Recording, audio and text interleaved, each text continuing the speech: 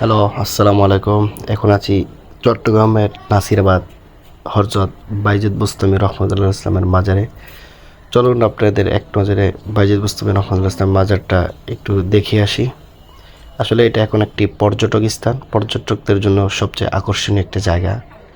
বায়জিদ বুস্তামি মাজারের বিভিন্ন মানুষের বিশ্বাস থেকে এই মাজার জিয়ারত করতে আসে। আপনারা জানেন বায়জিদ বুস্তামি রহমতুল্লাহ ইসলাম ছিলেন একজন ইরানি। উনি একজন ছিলেন দার্শনিক, একজন ছিলেন সুফি, একজন ধর্ম প্রচারক।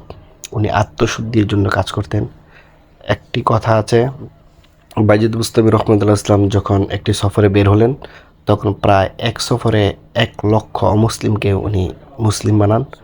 ওনার সম্বন্ধে আরও একটি কথা আছে, একদিন হঠাৎ রাত্রে ওনার মা যখন পানি পান করার জন্য ওনাকে বলে, তখন উনি ঘর থেকে গ্লাস নিয়ে পানি আনতে যান এবং এনে দেখেন ওনার মা শুয়ে রয়েছে। সকাল পর্যন্ত ওই স্থানে দাঁড়িয়ে থাকেন।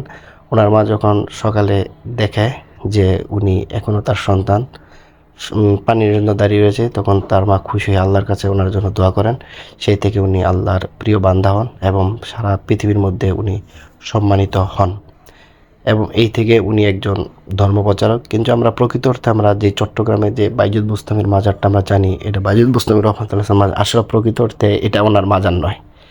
উনি ইরানি ছিলেন। কথিত আছে উনি ইরান থেকে যখন চট্টগ্রামে আসেন, তখন চট্টগ্রামের দাওয়াত দেন এবং চট্টগ্রাম মানুষরা অনেকটি মুসলমান বানান, দাওয়াত ছড়িয়ে পড়ে।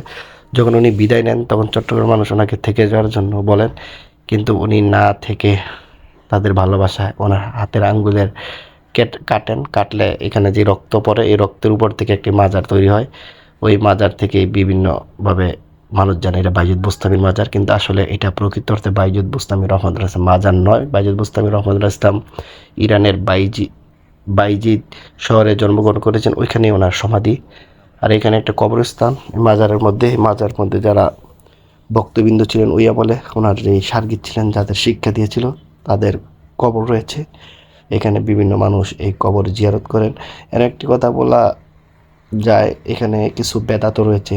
অনেকে দেখছি আমি নিজেও, মানে ওইখানে সেজদা দেয়। যদিও বায়জিদ বুস্তামি রহমান যে মাজারটা, কথিত মাজারটা আছে, ওইখানে লেখা আছে যে এখানে কোনো প্রকার সেজদা নিষিদ্ধ।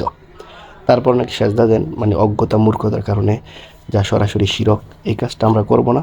কিন্তু আসলে মাজার সাধারণত মাজারের জন্য দোয়া করি আমরা, এর বাইরে আর কিছু না। এটা একটি কবরস্থান। আমরা এখন যাব বাইজিদ কচ্ছপ। এই কচ্ছপের বয়স অনেকে বলে 1200 বছর, অনেকে বলে 800 বছর। হ্যাঁ, কিন্তু কচ্ছপগুলা প্রায় বিলুপ্তর পথে।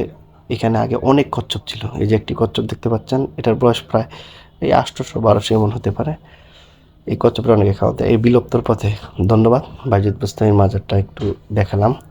এখানে আপনার আসতে হলে চট্টগ্রামে থেকে আপনার অলংকার মোড় থেকে সরাসরি আপনি আসতে পারবেন মাসুমাবাদ। আসতে আপনি সিএনজি দিয়ে আসলে 200 টাকা